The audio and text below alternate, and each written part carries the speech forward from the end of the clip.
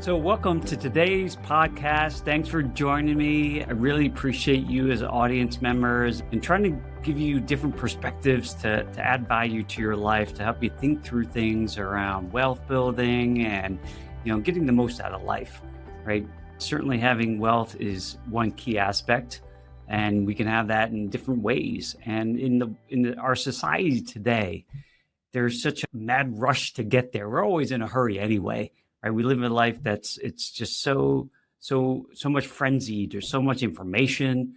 We're bombarded with so many things that can distract us, and we're pressured externally through societal sort of pressures to really sort of succeed and build our status and all those things. And it's really can be mind numbing. And it's ironic because I think about things like technology, where it's supposed to make our lives easier, take things off like AI, but nowadays it feels like we're just in overdrive and speed mode with all the technology and craziness around us. And, when we think about wealth building in the more financial sense of things, our personal finances, there's even things like movements like FIRE, financially independent, retire early, right? To kind of scrimp and save and invest, which I want you to invest early, but, sacrifice a whole bunch of things so I can just quit whatever I'm doing and then finally start living. And so there's a whole host of ways to kind of think about this. And, when we think about the typical road that we are taught is to, get good grades, you go to college, get a good job, stash away money into, whatever, a 401k, and then, at some point retire and hang it up and then go live a life of leisure. That's kind of the American dream. And so, I quickly found that out in my own life, that was not a fulfilling enough sort of approach. I wish I had learned it a little earlier, but, you kind of learn things on your own sort of schedule, I believe. And so, now I'm down a different road. And so today I really want to just give people a different perspective based on something I listened to earlier this week around wealth building and how to sort of, allow that to manifest itself in all areas of life. And touch on a podcast I heard around some truths around human nature and wisdom from Raval Ravikant. And it was a pretty insightful podcast that really just gets you thinking for sure around wealth building. And, we obviously, like I said at the beginning of this podcast, is everyone wants to do that fast, right? Who wouldn't want to, get that lottery ticket and do it and get those riches faster than normal? But the reality is that, I think true wealth really does require patience in various areas of our lives, right? A lot of these things can't be rushed. And sometimes we have to learn things along the way that really helps guide us along our path to know better and build the wisdom so we make better decisions for the long run, even though we're so pressured in the short run to sort of do things. And that's usually a balancing act that we all face. Like, what are we doing? Are we doing things to support us on the short run or long run or both? And they can be competing. And given the nature of things, we're having to make daily decisions and sometimes trade it off. And so what Raval sort of talked about, and one of the things that really want to get a little deeper into, was some of the big life decisions that we make that are going to impact not only our wealth building, certainly, but our just general fulfillment and sort of engagement with life, right? I am definitely not a supporter of the mindset of working in something that I don't like for long periods of time, just so I can sort of hang them up and basically put myself out of service of this world. I'm more of we're here to do things and provide value in some shape or form for the rest of our lives. And that's just kind of the way I think about things. I'm determined to figure out for that and the purpose of it. So, this really goes in line with that we're hopefully on this earth for whatever amount of time. What can we do to, keep it engaging and interesting and continue to grow and provide value? And so he had three sort of areas that he said we really need to spend the time and learn about it before we make a long-term decision, right? We should spend an inordinate amount of time figuring it out, because it would bring lasting fulfillment, wealth, and enjoyment throughout our lives. And they're pretty basic, but although they can get very complicated. So one of the first areas is, what do we do, right? What do we do for a living or a business and that we're pursuing on a daily basis or decades in our lifetime, and try to determine what that is. Sometimes hard, right? We sometimes I think about my kids who just, going to college and trying to map the rest of his life and the stress that comes along with that. And certainly when we talk about college, the investment that comes along with that. So that also adds to it, is that we're putting so much money and investment into things and we're not even sure where it's going quite yet. Certainly for those who are, on say under 20, likely haven't seen enough to really understand and know what it is you want to pursue, and that aligns to your personal values and your goals in life and what suits you in your skill set and sort of interest area. And what Revolve alluded to, regardless of whether it's finding the job or our business, is to spend an excessive amount of time experimenting and learning and not jumping at that thing too deeply until you really have a good feel for it. Like a poker analogy, you don't kind of just go all in immediately on something just because maybe it's a good field to make money, right? You hear enough stories of folks who get into an industry and maybe becoming a lawyer, and they get into it, and certainly the prestige and certainly financial opportunities that come with that. And you get into it and you start to realize this is not the type of work or lifestyle I want in my life. And it may be difficult to reverse it because you spent so much time and energy and sunk cost into it. That's really hard to reverse. So you just kind of gut it out and you sort of, how do I get to the end so I can transition? And so, but what if you spent a lot of extra time up front experimenting and seeing where your talents and skills and interests really drive you to? And then when you've kind of spent enough time figuring that out, then you sort of press the gas on education and relationships and learning that would really sort of enhance what you're doing. And, you probably, just like anything else, learning. That's why I think about it. Like, you go to school, there's so many topics that, I watched my younger son get into, and he just detests, right? It's just not interesting. But I think there is benefit to being exposed to those things. So you kind of know, like, these are not where the areas I want to get into in my future. So that's part of the education. But, going through that will help sort of spur sort of interest areas for folks that they can sort of go deeper and kind of just take note of them, and sort of then you sort of go a little bit deeper, or try to get a job in those areas so you can experience what that environment looks like to confirm or deny it. But it almost requires a lot of experimentation, which is difficult when you're younger, because we want people, for our kids, we want them to be successful and get out there and sort of solidify their careers and become adults, right? That's completely understandable, especially when we think about the amount of investment that may go into, say, a college education or some sort of education. We want them to make the most of it and get that return. Well, in the short run, that's where it can be difficult. You may have to sacrifice and go against maybe what you truly in your heart really want to do, because you need to kind of, pay the bills and all that. So that's a reality. But keeping the long run in mind, say what would keep you engaged for long periods of time, and that you enjoy learning and you're working in an environment that almost doesn't feel like work, right? You just enjoy it so much. And it seems like that is a sort of fantasy world that may exist, but I know people are in it. And certainly as I've sort of transitioned in my own personal life, I found that. Is it perfect? Of course not. Nothing really is. But you start realizing that, you can get so engaged into something that it doesn't even feel like work, right? Because it's aligned to your values, your purpose, and it's something that you just enjoy doing.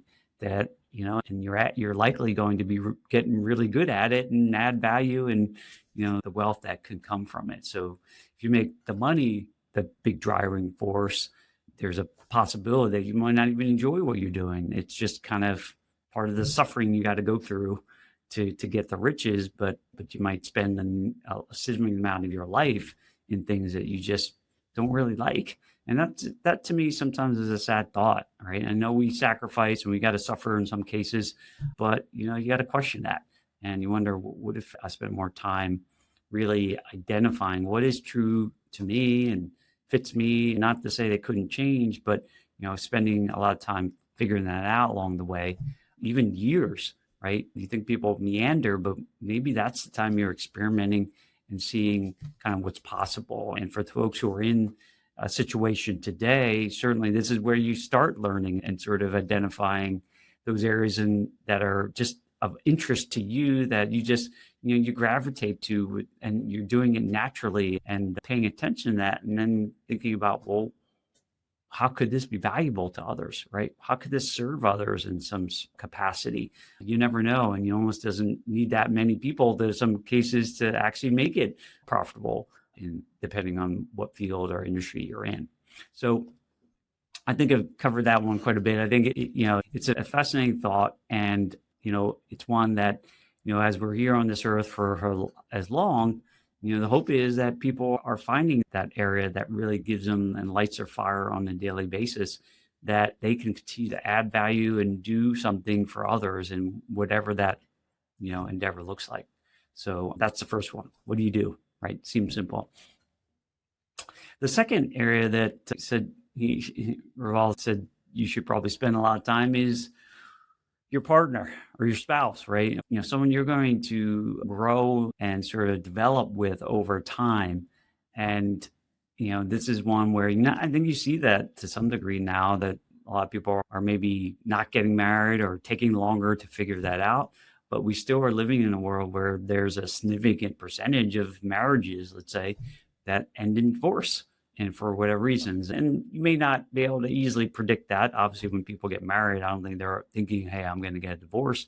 But what I think is too overlooked is that maybe there's not an alignment with that person on values and goals and a vision of life, that it could be easily found out along the way. And then you kind of figure maybe you're not right for each other, and it can be difficult. And we know that costs associated with a divorce could be hugely damaging financially to all those involved, parents, kids, etc., and cause a lot of stress, anxiety, and all that can come with that. And so it's, to me, it's one of those things that, they're maybe not, initially a direct thought line to personal finances, but it really could be, because we know that, our relationships at home, our family, and so are going to bleed into what we do financially in our lives, whether work or business. And, they get so intertwined in a lot of cases because it's just part of our lives.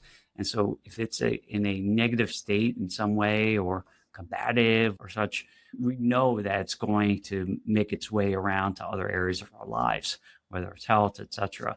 So it's a enormous, in my mind too, as I've sort of reflected on it, how important that is, because we rely on our spouses and our family in a lot of ways for that support, and even just to listen, but help us become better people. They're drivers. I mean, some people have asked whether having kids is worth it, and we see more people not having kids. Well, frankly, I think it gives certainly me personal drive to, obviously provide for them and do more for them, but also set the right example for them to follow, to say, what is it like to sort of own your own world and your own destiny and future, and, and the virtues that kind of come with that, right?